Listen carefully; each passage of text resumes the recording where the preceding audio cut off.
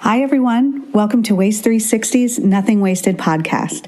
On every episode, we invite the most interesting people in waste, recycling, and organics to sit down with us and chat candidly about their thoughts, their work, this unique industry, and so much more. So thanks for listening and enjoy this episode.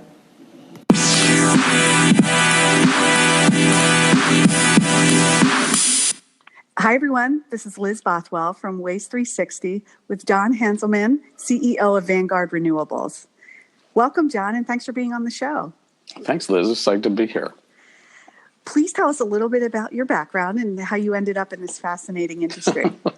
Yeah, I don't think there's any direct lineage that you can actually tie to food waste recycling, but I spent about a decade prior to starting Vanguard doing solar development. And we kind of started in the early days of solar and tried to unwind how to get renewable energy systems working and tied into the grid. And after we'd kind of gotten solar and the entire solar community kind of moved into a stable and functional system, I got a little bored. And so I started looking for the next challenge and didn't quite understand exactly how big a challenge it was going to be, but saw food waste recycling and specifically using European technologies for anaerobic digestion. And that was the pathway that we took. And we've been doing that for the last 6 years. And I think we're finally getting it to a functional business. Oh, that's great. So it seems farming today needs to be all about innovation, and those that do it well survive and thrive. And it sounds like, obviously, you're following Europe's lead. Is anyone else doing it well or better than we are at this point? So there is Europe and the UK, I think, have all done a wonderful job. Now, they've got lots of things that we don't have, like federal energy policies that incentivize renewables and federal policies that incentivize farms to do food waste recovery.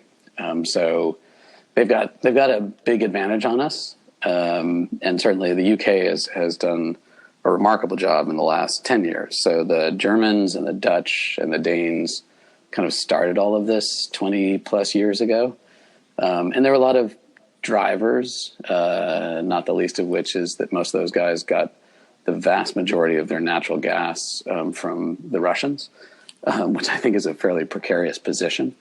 So they wanted to create local generators of natural gas, which is what you end up with when you recycle food waste.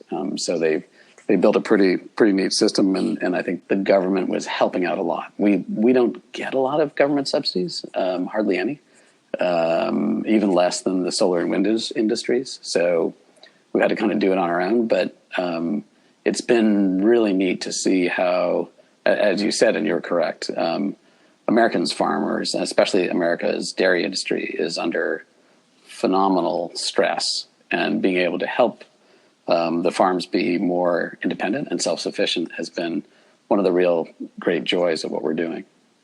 Oh, that's fantastic. And you have said that you started as an energy company, and then you've realized that supporting the American farm has become a real driving force for you guys.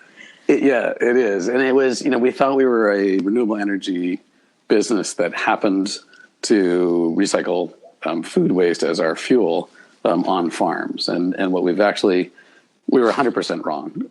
We're actually a food waste recycling business that is 100% farm-based. And we happen to make renewable energy as a byproduct. So we were right idea, wrong end of the chain. Right. Now, in your experience, can any type of farm or size of farm do this, or are there limitations? There are some limitations. We need a kind of base level of manure to help continually repopulate the bug population. So the way the system works is we have these neat little microbes called methanogens that eat the food waste and emit the methane, which is the renewable natural gas. And to keep that population happy and stable, there's kind of a core amount of manure that we like to have in the digester. Interestingly, we're now down to, I think our smallest farm is about 250 milking head.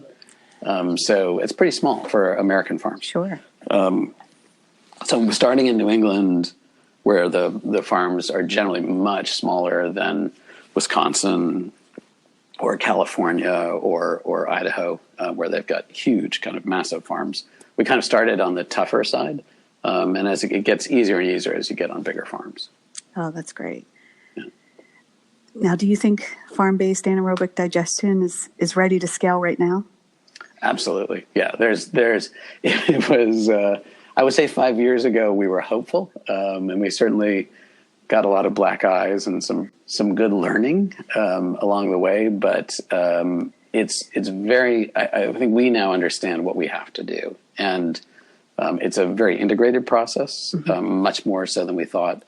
You really have to partner with the hauling community and partner with our farm hosts and partner with the utilities. So it requires a whole lot of logistics and integration, and then an enormous amount of education to the food waste generators, and some real learning on our side. We kind of thought everybody would see the light and kind of come running with their food waste. That never happened. And we kind of figured everybody would be really great about removing the non-food waste components, the contaminants, from the stuff they'd send us. And that didn't really happen either. So we've had to make a whole lot of modifications on our side and build a much more kind of vertically integrated system to handle the contaminants and handle the variety of food waste that we get. And you said that you've taken a really hard data-driven approach to this. And could you tell us a little bit more about that? And is that a competitive advantage? And do you think that's why you're succeeding where others have failed in this area? It is. And I think, we early on, I came from the solar world and the technology world before that. And using data has always been kind of core to our businesses. And the thing that we found out in running anaerobic digesters is there wasn't a lot of good data in the US about the production conversion rates, how what food created what byproducts, how volatile the systems might be, and then an awful lot of the mechanics of actually taking that renewable natural gas as it comes out of the digester, which is very wet and with other byproducts in it, and saying, okay, what's the best way to turn this into energy? And that's been really so I think early on we probably overdid it, and we're collecting data at a level that probably seemed a little goofy for a couple of little funky farm-based digesters, but that's actually turned out to be our salvation, because I think we now know as much as anybody about what we can put in, when we put it in. We've changed our technologies pretty significantly from our first two digesters to the last three that we've built are almost not recognizable as the same machines. And we did that because we really started to understand that you really needed to know, and you had to have a much better control and segmentation on the whole chemical process. I know more about food chemistry than I ever thought I would. Oh, I bet. Some things I didn't want to know, actually, but that's different podcast. Right. We probably wouldn't want to do that today. Hey, you never know. We could revisit that. That's right. Now, do you see yourself as a perpetual landfill for organics at this point? Yeah, I think we do. As a solution to, especially in the Northeast, where we're under such unbelievable pressure for closure of landfills, it's pretty exciting to have one that just keeps going. And granted, we're much smaller in capacity than a real landfill, but we certainly, we can take, if I guess the standard metric these days, people say there's 40% of the weight in waste is organics. We imagine we can probably get half or 2/3 of that out and into our system. That's a significant impact. Yes. That matters. That does matter. So how successful have you been in helping haulers turn waste into high-value renewable energy? I think pretty successful. It's certainly the behavioral change is really hard. Yes. I think for everybody. And we're also such a small portion initially of any hauler's business that I think, to their credit, it's retraining their staff. Then you've got to go retrain your customers. It's a small portion of the business.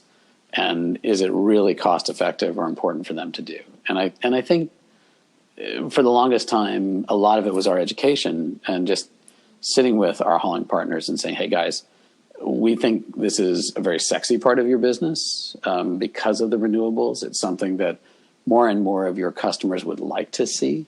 Certainly within the food industry, that transparency of where is the waste going is something that we see as a demand over and over again.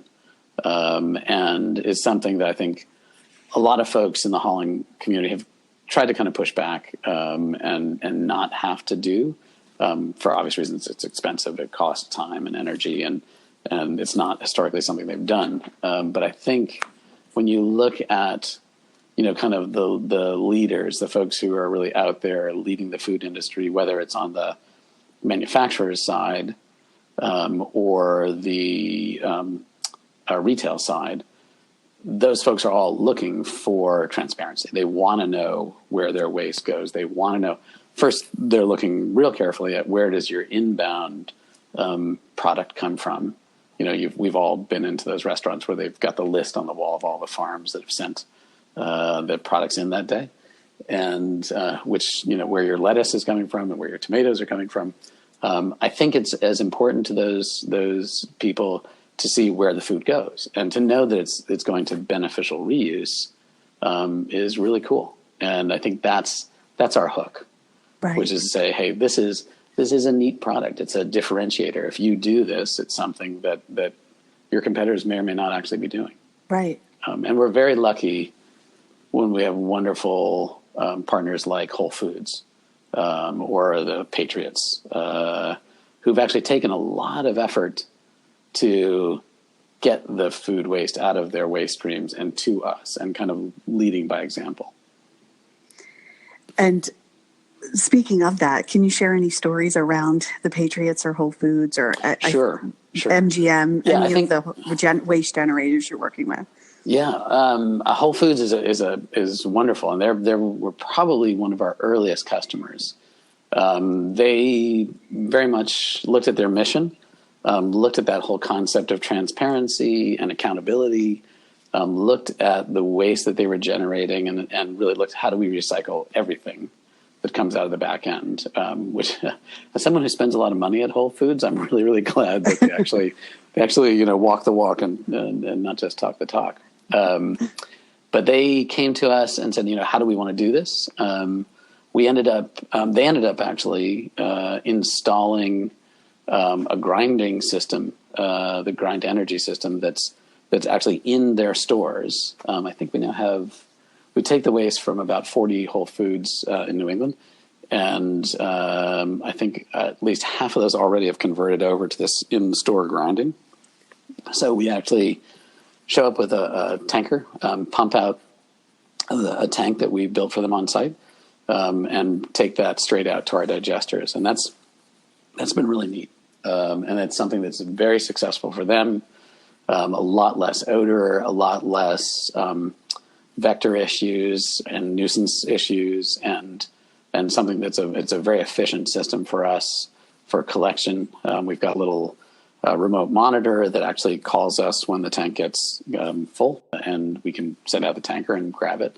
So even as they have seasonal or daily or weekly changes, we can accommodate that. So it's been a lot of fun. Wow. And it's a really, really neat system. And the Patriots are very, very similar. I think they put in the same exact grinding system, and have been progressively moving through the stadium. We started up in the luxury boxes, and then we're now moving down into the concession stands. Oh, wow. So yeah, it's been neat. And again, folks who've kind of taken as part of their mission statement and have embraced farm powered as part of one of their core values, and that recycling of all their products. Those are great customers for us. Oh, I bet. And then, speaking of that, with the world kind of changing and a lot of big companies focusing on purpose and profit as part of their mission, are you getting more interest at this point? We are. Yeah, we get more and more folks in the manufacturing sector who are trying to be accountable for their waste. Mm-hmm. And it's wonderful and exciting for us. And we can actually give them back, exactly as you said, the purpose and profit. We can tell them exactly how much renewable energy they made from each ton of food waste they send us. And we can talk about the equivalencies. It was the equivalent of taking 1,000 cars off the highway this year, or planting 50,000 trees. And that's a wonderful, wonderful thing for them to be able to then communicate to their customers. Right. And I think that's part of what makes your model so interesting, is that you have completely flipped it. And it's, yes, you are doing good in the world, but also here's why it matters to you as a business. I think from what I've seen, you're doing that with the farmers, and now you're also doing it with the waste generators as well, because at the end of the day, it is a business for these people as well. And you're proving black and white that this works for them, which is fantastic. It's absolutely true. We can, because we have the energy component, we can make it a cost-effective solution. So they can pay less than, and again, easier up here in the Northeast where we've got really high disposal rates. Mm-hmm. But we can actually give them cost savings on the disposal and give them this really neat environmental credits that they can then talk to all of their customers and say, hey, it's not just getting thrown into a landfill. It's not just getting chucked out on the side of the road. We're actually doing something that's good for the planet. Right. So what are you seeing as some of the barriers to the slow adoption of, larger scale organics recycling? I think there are two big challenges. The first one, what do they say in real estate? It's location, location, location. And in food waste recycling, it's contaminants. That the packaging, the forks and knives and plates and other things that show up, and we get some pretty weird things in different loads. But the stuff that's unintended, and when we originally started, our digesters were very, very finicky, and we really couldn't take any contaminants, and that limited our ability to service the industry. And we've had to make a lot of changes internally. We're building our very first depackaging facility right now, where we're going to take stuff, a yogurt cup, a ice cream container, and extract the organics, and then recycle all of the packaging materials. And that's a huge project for us, but something that we decided we really needed that level of vertical integration, because imagining that our customers are going to be able to remove all the issues of packaging and contaminants probably really limits, not probably, but absolutely limits the number of people that we can service. So that's kind of first and foremost. The second part that's really challenging is the behavioral change that has to happen at the customer side.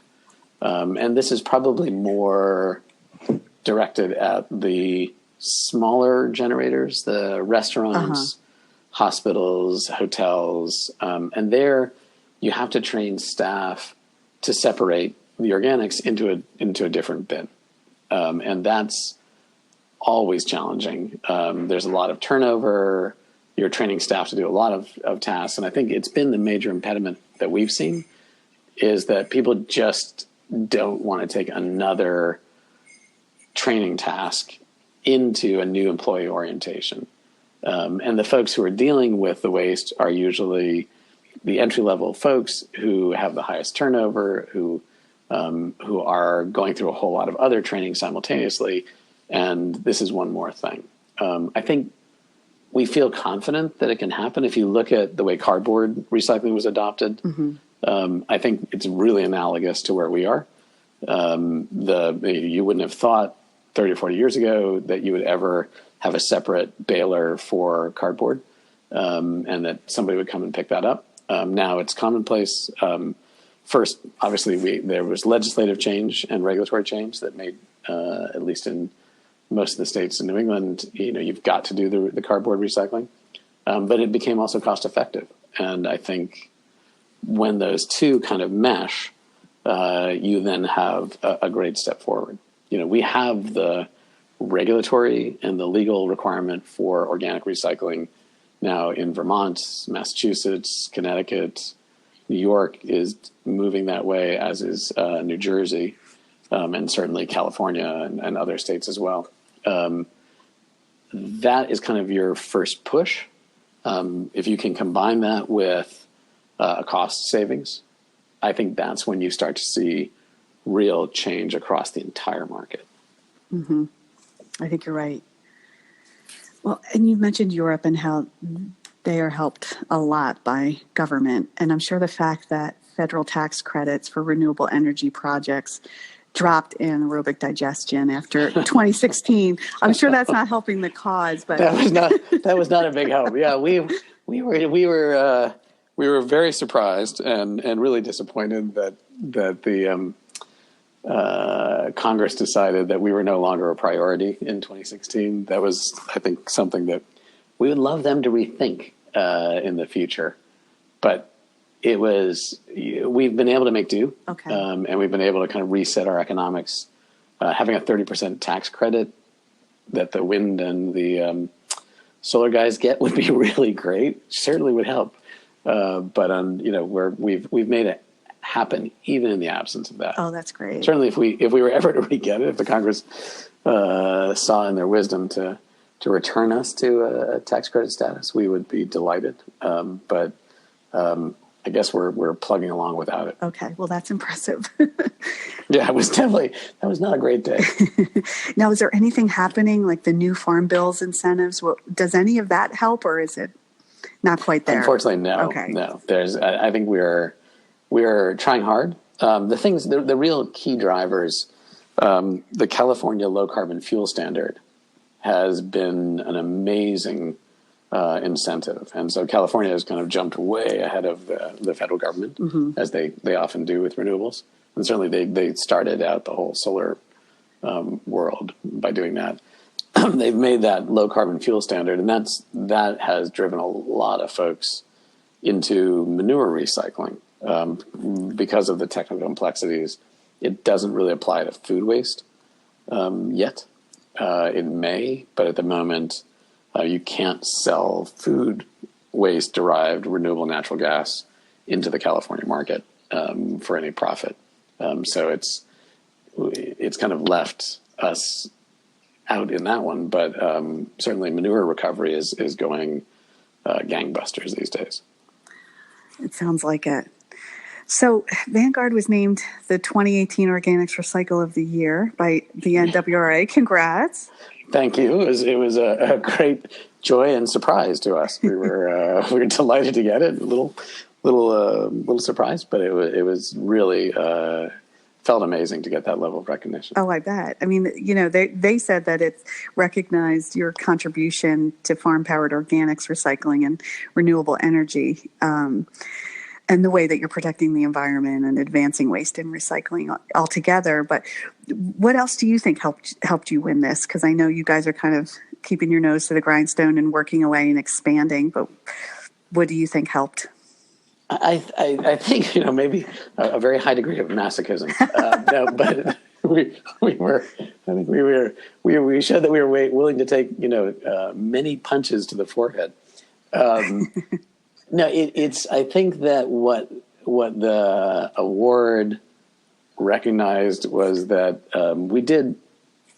we worked really hard and for a long time without a lot of success. And I think we're very fortunate to have long-term institutional funding that has been patient and has allowed us to learn and experiment and kind of come up with a program that actually works. And I think that the award was recognizing, that sense that we didn't have to have immediate quarterly payoff. And that's a huge competitive advantage that we had versus, I think, a large corporate entity trying to do this, I think would have a real hard time because this isn't something that happens overnight. Right. It's taken 6 years and it takes a lot of learning. And I think that may be part of what the award was kind of saying. Good for you guys for hanging in there despite all of the hard work. Right. Hey, persistence pays off, obviously. I guess so. Yeah. Thank goodness. Well, and I mean, it looks that way, but do you think your model proves that food waste recycling works? I think it does. Mm-hmm. I think that's the thing that's most exciting about what we're able to put together is that there's and certainly we get a lot of help being in the Northeast, having high tipping fees as our comparison, having a lot of folks who are really looking towards that mission-based issue of recycling and food waste, and that all has come together. But it's really, I think it is something that is a national platform now. You can take this virtually to any market. There are going to be lots and lots of specifics. Every market is a snowflake because you've got the regulatory environment, you've got the food manufacturing environment, you've got the local consumer market, and those all will modify how we will do this in different places. But I think it is something that is now broadly applicable. It's a business model that you can take to pretty much any major metro in the country and find a way to make it work. That's amazing. So what's next for you? Where are you expanding? West and south. We do have a group that is spending time looking at manure recovery for the low carbon fuel standard. That's kind of a whole different side of the business. But for the core food waste, where we've expanded up, we're just starting construction in Vermont on a really exciting project where we are taking, Vermont is going 100% organic recycling in 2020. So literally down to the household. Wow. And so we're very fortunate to have a great farm just outside of Middlebury, Vermont. And we have worked with Vermont Gas and Middlebury College, where 100% of the energy that we're producing is going to replace 100% of the energy usage, the thermal energy usage at Middlebury's campus, and other Vermont Gas customers who are looking to become 100% renewable natural gas customers. So really neat, a very different approach. In Massachusetts, we're making electricity from the renewable natural gas. Up there, we're doing straight pipeline injection. Oh, wow. Yeah, so a little different. And then we're in permitting for the Hudson River Valley of New York and moving down into Pennsylvania and south. Oh, makes sense. Well, Yeah. and New York is ripe, I think, for this. Yes. I would say Manhattan and the greater New York metro is kind of the holy grail of food waste. Yes. Well, you'll have to keep us posted as you enter and see.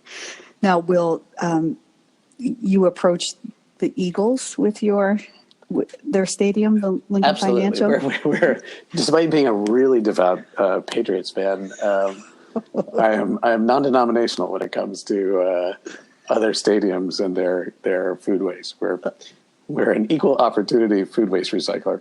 Okay, very good. Because I'm a devout Eagles fan, just for the record. So if you want to talk about Super Bowl 52, we can, but that's fine. Yeah, exactly. we've got some, between the Red Sox and the Patriots, we've got lots of things, good years and bad years. Yes, well, many good. So as an older fellow, I wear my Red Sox fandom as a mark of courage. But there you go. Pre-2004, it was a really, really bad long stretch. You've seen it all. So yeah. Maybe that's why we're willing to stick in there with food waste for all the years. Oh, there you go. That's our next case study. We should actually taught by example. There you go. The Red Sox could do it. Why not us? Right. It's good. Grit is good. It helps you here too.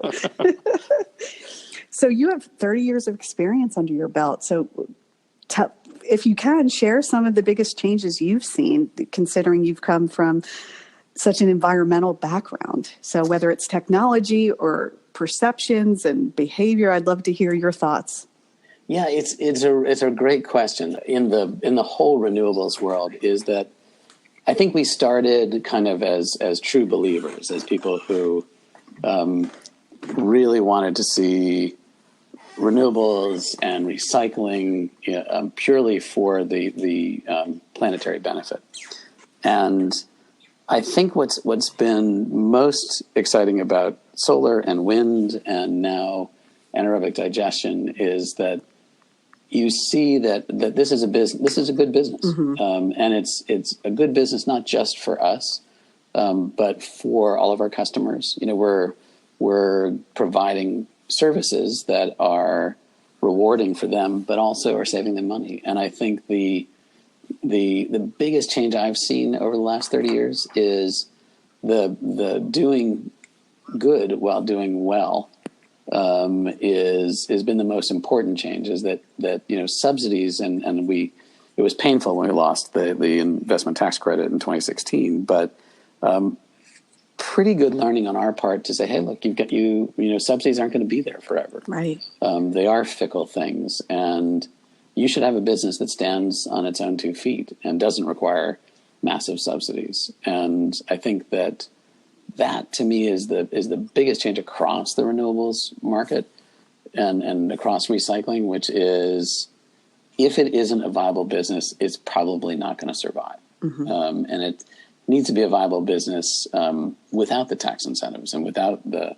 kind of public subsidies, because eventually people get tired of that, right, and don't want to see those incentives kind of continuously propping up an industry. And so it's been very neat to see how we've changed globally as an industry, and how and part of it is you needed some help in the early days to learn the technology, to make it cheaper, to make it cost effective, because when it's at prototype level, it's never cost effective.